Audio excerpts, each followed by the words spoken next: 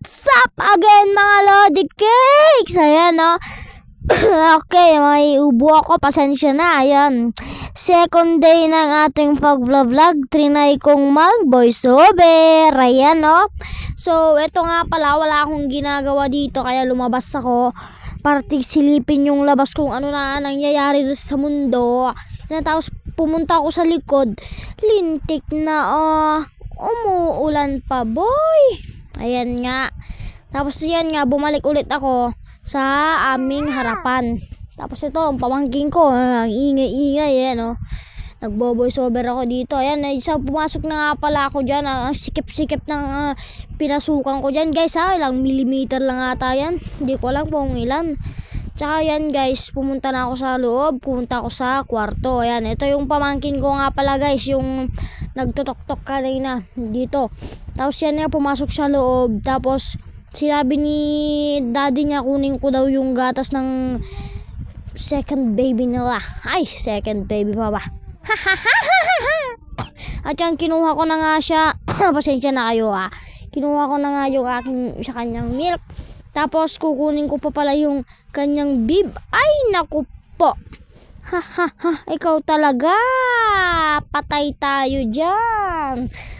At ayan na nga, nakuha ko na nga siya, guys. Kaya naman ginagay ko na doon sa binigay ko na pala. Binigay ko na.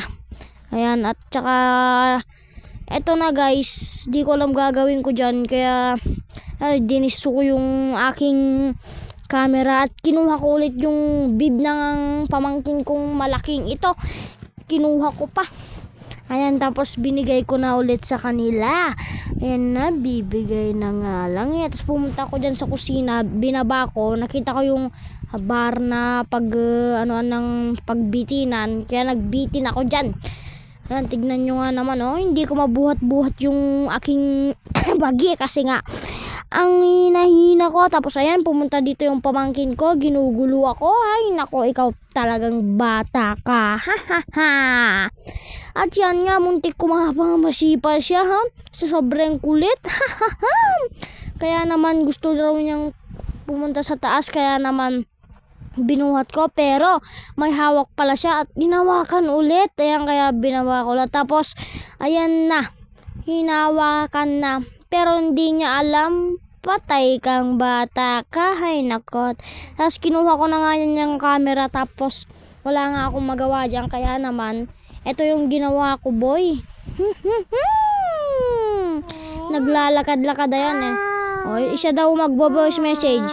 Ay siya daw magbo-voice. Ayan ganun daw. At yan nga guys, at pupunta na ako. Dito na nga nagtatapos yan.